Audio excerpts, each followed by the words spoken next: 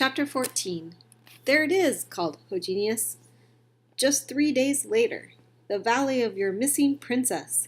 He sat on his horse at the crest of the ridge and pointed down through the dark green branches of the spruce trees. Chengli rode up beside him. It's huge, he gasped. Far below stretched a wide valley green with the early bursts of spring, and through the valley rushed a stream swollen by melting snow. All across the valley lay a confusion of brown tents, gray yurts, and colorful carpets laid out on the grass. Around the dwelling places, Chengli could see short, stocky horses, brown camels, black and white sheep, and men, women, and children all dressed in a rainbow of colors. I never imagined so many people, Chengli said in awe. Hundreds, laughed Hogenius. 10 times that, maybe. Come on, yelled Tokta, with his usual enthusiasm. Let's go. His horse plummeted down the mountainside, and Chengli followed as bravely as he could. Down the hill and across the valley they rode into a jumbled collection of tents. He tried to copy the friendly gestures of the cousins as they waved and called greetings to the men and women they passed. Somewhere here he will find more cousins. We will stay in their tents, Hogenius called as he rode on ahead. Somewhere here, Tokta said with a sneer in his voice, we will find the tent of Haza, our gracious host. And when we do, little brother, your plan must be ready. Chengli rode behind Hogenius and Tokta as they threaded their way between animals, people, and tents. They found their aunt's tent, greeted her from horseback, and continued exploring. Children, barely old enough to walk, already rode well on horseback. Chengli watched the men bargain to trade fur from the mountains for pots and pans from the towns, warm fox fur boots for the spices to season their food, and the food! From all around came the noise-tingling smell of cook fires baking the onion-covered flatbread, simmering pots of lamb stew, and roasting whole lambs. Chengli rode out to the edge of the crowded valley, turned and rode back along the bank of the stream. How would he recognize Haza? How could he find him in this crowd? He rode looking for some signs for the princess. He pushed through the crowd, greeting friends he remembered from his journey across the mountains, trying his best to look and act like all the other Kazga boys. And always he looked ahead, watching, listening, hoping for a clue. Suddenly, off to the side, he saw it, a flash of brown among the brightly embroidered colors of Kazga clothing. He edged his horse around to watch. Sure enough, there it was again. 2 children, dressed in drab brown tunics, struggled to carry heavy buckets of water from the swiftly flowing river. Child, Chengli called, using the gruff Kazga word he had learned. I'm thirsty. Give some drink to a stranger. He rode slowly up to the girl and leaned down from his saddle to scoop up water. He thanked her, but sat up disappointed. She was not Mei Ling. The other girl glanced up at him, her tired eyes blinking wide in recognition. Here, she whispered, lifting up the pail. I can give you a drink. Chengli stared at the bent body and rough, chapped hands. The voice was Mei Ling's. He started to speak, but as he opened his mouth, she saw danger. Start that again. He started to speak, but as he opened his mouth, he saw danger behind her. In the door of the tent stood a tall, bald-headed man in knee-high fur boots and a rough woolen jacket. He didn't look dangerous, but Chengli knew immediately that he must be the dreaded Haza. Thinking quickly, Chengli spoke up. Thank you, girl, but that water must go to your master, he said, cocking his head toward the tent. In a whisper, he added, Do not show that you know me, but pay attention. I will come for you. For the next several days, families continued to arrive in the valley. Chengli spent the time visiting, making plans, and trying to act brave and eager for the race. How do I enter the race? He asked Tokta.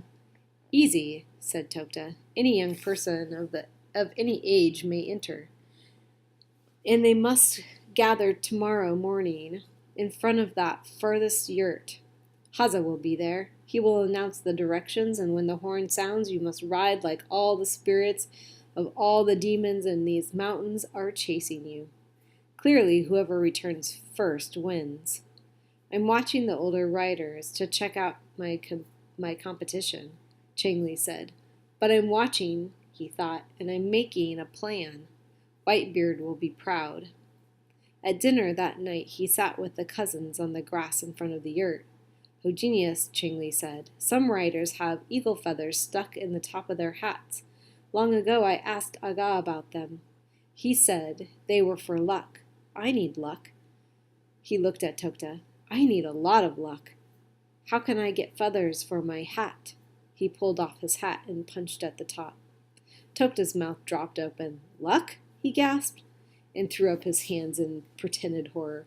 It's more than luck, little brother. You will never have eagle feathers. They announced to the world that the brave wearer had stolen a horse. At sunrise the next morning, Chengli awoke and pounced upon Hogenius and Tokta. Wake up, today's the day. He opened the tent flap and looked into the sunlight. The race, the contest, the win or be eaten alive day. I'm ready, let's go. This race will be a test of everything I've taught you, little brother, said Hogenius as he joined Chengli. It is rough and brutal and long, very long, all day long. The main thing is, stay on your horse. I know, Chengli answered. It's more skill than speed, and you've taught me well. We'll go down the valley, over the mountain, along the ridge, and into the next valley, and around the tents with orange flags flying, then home.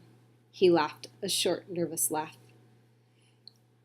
They left the tent and made their way to the crowd gathering in the field. Women laid blankets on the ground to claim their space. Men worked with their sons and daughters to secure the horses. Across the valley, anyone who had no work to do reveled in the warmth of the early spring. Men sat in circles thumping frantically on their drums, while women and children stamped and whirled to the rhythm. Chengli saddled his horse and checked the lashings. Hogenius stood beside him and warned, Better tie everything twice. Things can get rough. I have no way to thank you for the weeks and months you've helped me, Chengli said, leaning down to speak quietly to Hogenius. If I am successful today, I won't win the race at all, but I'll win my own prize. If my plan works, I can't come back to thank you, and if I fail... Hogenius stopped him. Go, little brother, race your best. We will cheer for you and remember you always. Go. Chengli turned and rode into the tangled mass of horses and riders. The race, he knew, had only one rule. Do not start until the horn sounded. 100 horses bolted forward. Chengli hung on as his horse galloped, trapped in the crush of horse flesh and screaming children. Great spirit of my long-dead horse-riding honorable father, he yelled into the chaos. Make me a son worthy of my father. Keep me on my horse. They hurtled forward across the valley. Chengli's thoughts dissolved into noise, pushing, shoving, pounding, past the tents, up into the mountains. Minutes came and went. Hours came and went. Trees, branches, rocks, and streams blurred and swayed and blurred again. Horses struggled, reared, bucked, and snorted. Chengli slipped sideways, grabbed his horse's mane, and heard Hogenius's words, Stay on your horse! A boy fell. No one stopped to see if he was hurt. The sun glared, dust blinded, sweat poured, hooves pounded. The riders thundered along the ridge and headed down into the last valley. Sweat rolled into Chengli's eyes. He reached down to rub his face on his sleeve and jabbed his wrist against his nose instead. It bled. He ignored it. Up ahead, above the bobbing, swaying mass of riders, he glimpsed the orange flags halfway. He'd made it halfway. His thoughts cleared. Behind him he could hear the pounding of hooves and yelling of riders, so he wasn't at the end of the pack. He'd managed to stay in the middle. Not bad. Not bad at all. Turn, turn, don't fall off, Chengli yelled loudly at himself. He couldn't hear a word over the din. Hang on, he yelled.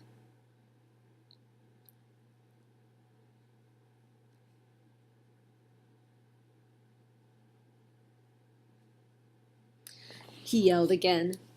With muscles sore and vision blurred, he realized he had reached the mountain leading back down into Haza's valley.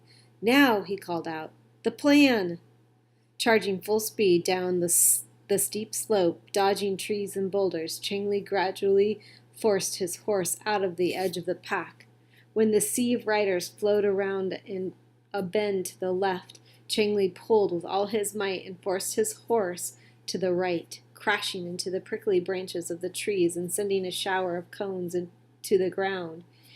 He worked to calm the horse. He rubbed and talked and rubbed, and slowly brought the horse to a panting, trembling stop. Leaning down, he rested his exhausted head on the horse's neck.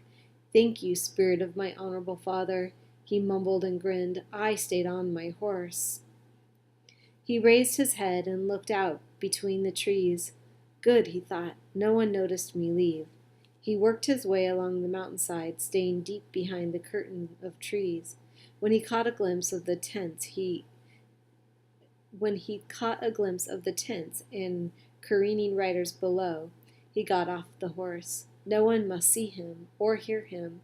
He moved slowly until he saw that he was above the outer edge of Haza's camp, above the stream. He found a shelter for the horse between two boulders and tied the horse to a tree. Then slowly he moved down the mountain, staying in the shadow of the trees until he reached a spot directly above the stream. He sat down to wait. Sooner or later, he knew Mei Ling must come there for water. The sun dropped behind the trees, shadows lengthened.